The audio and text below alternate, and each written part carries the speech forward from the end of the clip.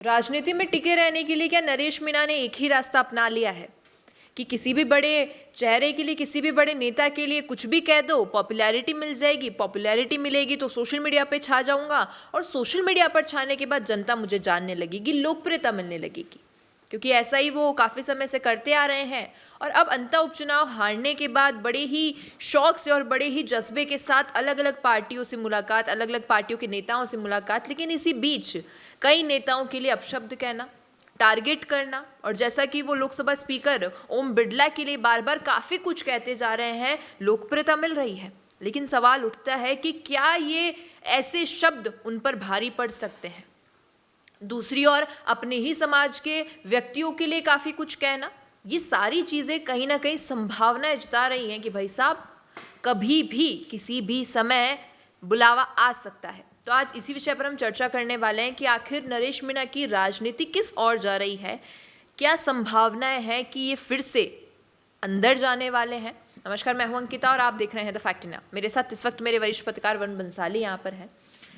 Sir, जब से नरेश मीणा ने अंता की हार का सामना किया है, कहीं ना कहीं खुद को मजबूत तो कर लिया कि भाई हार गया तो क्या हुआ, मैं अगले चुनाव में अच्छा करके दिखाऊंगा। वो कहीं ना कहीं अच्छी चीज़ है।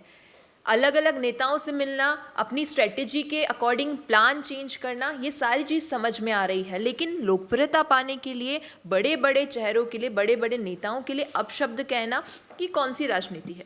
देखिए, समझना इस बात को पड़ेगा हमें अंकिता कि राजनीति में एक नेता तब एक अच्छा डिसीजन लेता है, अच्छी स्ट्रैटेजी लेता है, जब पुराने नेताओं के द्वारा की गई गलतियों से वो सीखे। आपने देखा कि बिना किसी सबूत के आरोप लगाना और आरोप लगा के थोड़ी बहुत लोकप्रियता पाना और एक अल्प वक्त के लिए सरकार में आ जाने की स्ट्रैटेजी अरविंद केजरीवाल कर रहे हैं। अब ये फिर से वापस अरविंद केजरीवाल बनना चाह रहे हैं, तो अब ना तो वो पॉसिबल होगा, और अगर होगा तो भी फिर अंत अरविंद केजरीवाल जैसा ही होगा।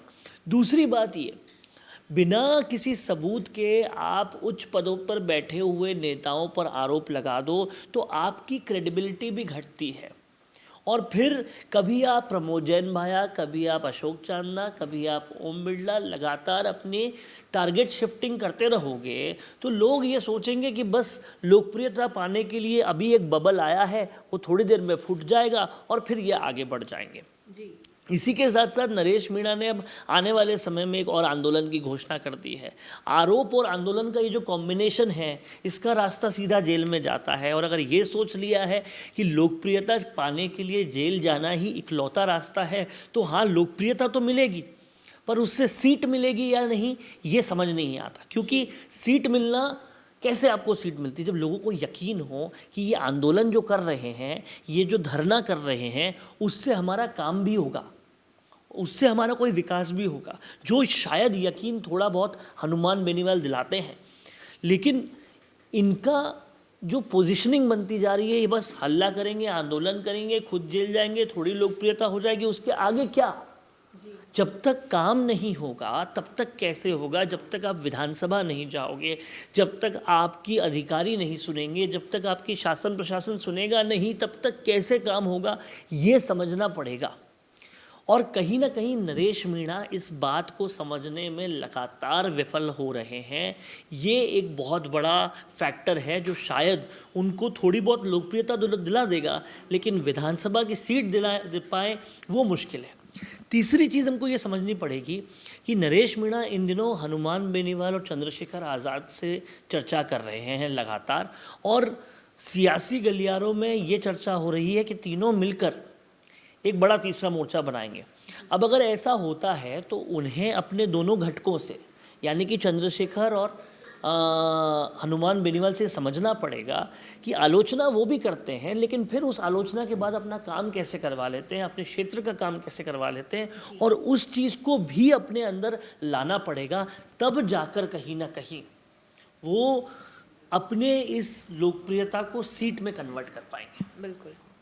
और क्या सर, आपको ऐसा भी लगता है, क्योंकि जैसा हम पहले कुछ चीज़ों पे गौर करें कि समरावता में जो थप्पड़ कांड हुआ उसके बाद लोगों के मन में कहीं ना कहीं वो एक आक्रोश आ गया कि यार ये कैसा नेता है जो इतना आक्रोशित रहता है, ना ही इसे समझ है उन चीज़ों की कि राजनीति में किस प्रकार विनम्र होके चलना पड़ता है। और कई बड़े नेताओं ने, राजनेताओं ने उन्हें सजेशन दिया कि आप थोड़े से विनम्र रहिए, अपनी बोली में, अपने गुस्से पे नियंत्रण रखिए, तब आप राजनीति में टिक सकते हैं। लेकिन बावजूद उसके बार बार वही चीज़ दोहराना क्या उनके जो पहले समर्थक थे उनको भी उनसे दूर कर देगा, और जो लोकप्रियता पहले थी वो उनके अकॉर्डिंग सोशल मीडिया पर बनी हुई है, लेकिन वास्तविक रूप में जैसे हर बार उनके कंपटीशन वाले वोट आए, अब कभी वो कई अगर चुनाव लड़ते हैं तो वो वोट और भी कम हो जाएंगे। देखिए, आक्रोश से पाई हुई लोकप्रियता एक बुलबुले की तरह होती है जो थोड़े देर रहती है, उसके बाद चली जाती है, और यही हो भी रहा है।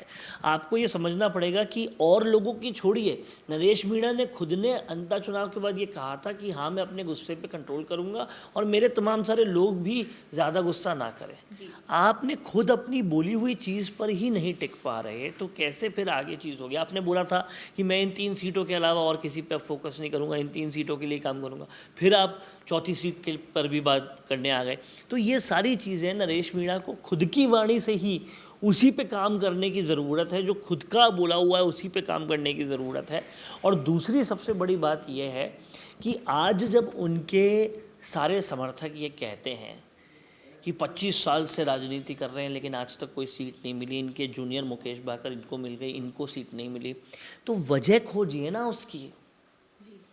उन वजहों को खोज कर फिर आप एक पड़ाव पे पहुंचिए और उन गलत वजहों को रिपीट मत कीजिए।